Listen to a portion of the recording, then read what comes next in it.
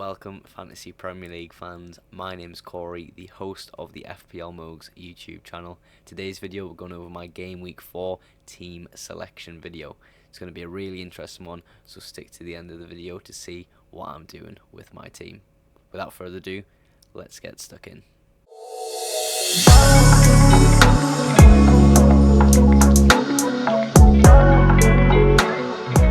So let's start things off with our goalkeeper and defence.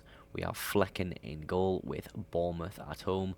A great fixture. I'm hoping that he keeps the clean sheet in that fixture. Bournemouth are a bit of a tricky side, getting an odd goal here and there, but I think Flecken's got it in the bag. Brentford are a great team, attacking and defensively, so let's see what happens. Estupinan's next. Does have a hard fixture with Newcastle, but at home. If it was Newcastle away, we'd be talking about how Liverpool struggled there, but still won. But it is Newcastle at home.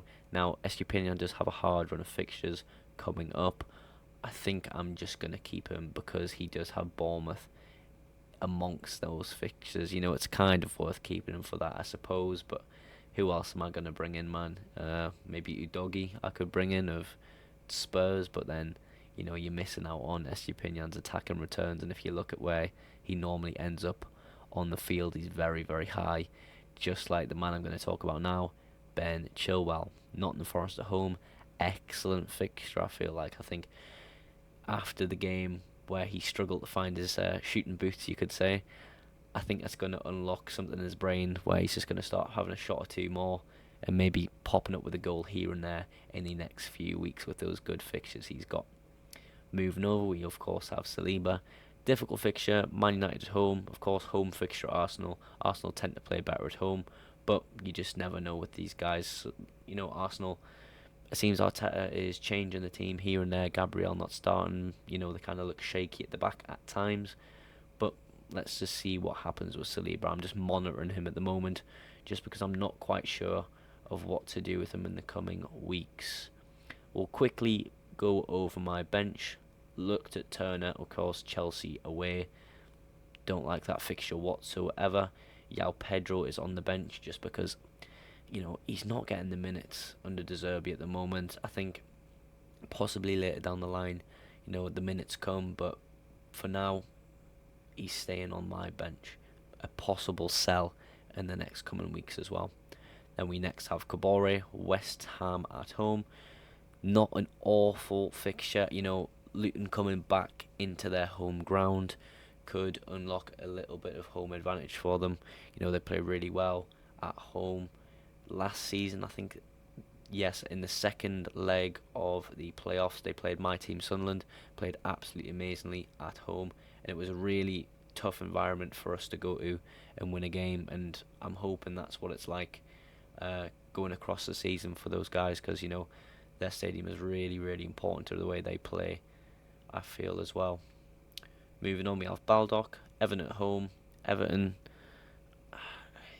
you don't know what you're going to get with them these days. It seems like have really got a poor start with Calvert-Lewin getting a bit of injury, it seemed, but you know, he's always getting injuries, man. But Everton at home, not a bad fixture, but he's just starting last on my bench. I don't really know. I would rather have João Pedro come on, if any of them, so that's why he's first on my bench. But yeah, that's my goalkeeper and defence. Now, moving on to my midfield, it gets a little bit more interesting now. Of course, Maddison making an appearance as he was benched last week. Awful decision on my part, but look, that's the information we had before the deadline. I acted accordingly with playing João Pedro over him. Didn't work out for me, but that's just FPL, guys. Things like this happen to everyone across the entire season. You're going to have good weeks, you're going to have bad weeks. Everyone does. Even the world number one's going to have bad weeks. Don't worry about it. I've just reacted to that information and went forward with it. Thus, João Pedro staying on my bench this week. While we're talking about Maddison, we might as well bring up his fixture. Burnley away. Doesn't seem like a bad fixture. We could be underestimating Burnley's defence. I think they're stronger than they let on, but Maddison is the focal point of the Spurs attack. Next to him, of course, Saka. We recently found out he is back on penalties. The Odegaard penalty that he took a few weeks ago, it was just a one-off. Thank God we have Saka back as the penalty taker. Again, Man United at home, not a bad fixture. Matoma, Newcastle away, just like Estupinian. Really love watching Matoma play. I say it all the time. He's so effortless with his dribbling. He finds himself in really good positions, and he did in the West Ham game when I watched it. But, you know, not netting a goal, it's just unlucky. It feels like he was there, he was in the space. He just needs to be a bit more clinical at times, I feel, but it will come. It really will. Luis Diaz had an unlucky early night against Newcastle with that Virgil van Dijk red card, sorry. I don't know why, but Klopp chose to take him off. He seems like he's one of the best attackers at Liverpool, but I don't know why Klopp took him off. I mean, I can't question Klopp. They went on to win the game. Darwin Núñez scoring 2 goals. Really, really love Núñez. Really loved Luis Diaz. I don't understand why Klopp doesn't play Núñez as their starting striker. Makes no sense to me. But, you know, if it works for him, it works for him. Again, Mbeumo, Bournemouth at home. Let him cook. I feel like this is going to be a great fixture for Mbeumo. And also Wissa. I haven't got Wissa in my team, spoiler alert, but he is not on my team. Thought about it, maybe getting João Pedro out, bringing in Wissa, but it's just going to give me a benching headache. And, you know, I don't want to bench any of the players in my team. You could maybe make the argument of, oh yeah, Luis Diaz perhaps, or maybe even Matoma, but you know what these guys can do if they just pop off 1 week, and I don't think it's worth keeping Wissa for a few weeks over just playing one of these guys who are going to give probably the same amount of points in the same amount of weeks. But yeah, that is my midfield. Last but not least, okay, we have our top 2 of Haaland and Nicholas Jackson. Haaland is my captain this week, as he was last week. Of course, last week he missed the penalty, but no worries at all in my head. You know, this guy has amazing skills. You're looking at him when he played Sheffield United, and he had the big chances. He had, you know, big chances where he should have really scored. The goals are going to come to him, man. The only reason a lot of us are captain Haaland anyway is because we are terrified to captain anyone else. You know, you could look at Mbeumo this week to captain, but I'm just terrified of that effective ownership of Haaland. If he pops off and one of my other captaincy picks doesn't, I'm going to be absolutely muddied in my rank, and it's just going to go down even further. It's a safe option, and, you know, we know what Haaland can do, man. It's just the best thing to do right now, unless, you know, Haaland seems to drop off in form, but I don't think he will. I think he's just going to continue being this absolute robot of a man. Moving on, we have Nicholas Jackson. I think now he's bagged his first goal, they're going to start coming quite quickly.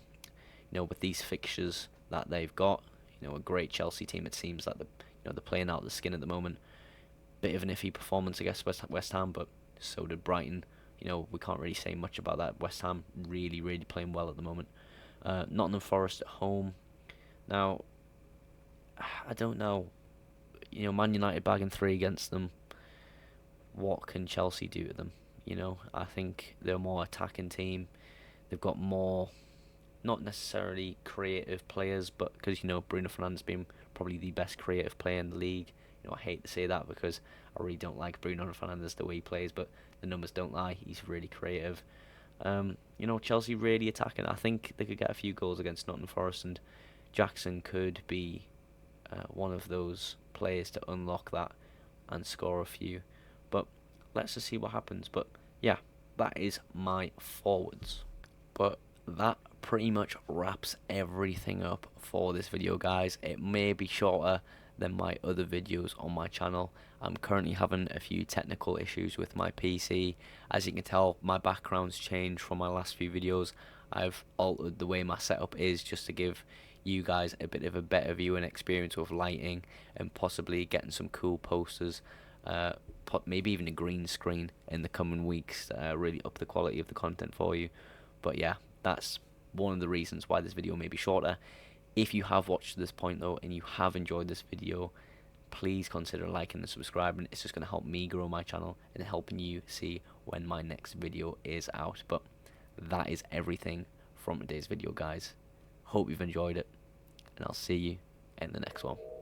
Bye for now.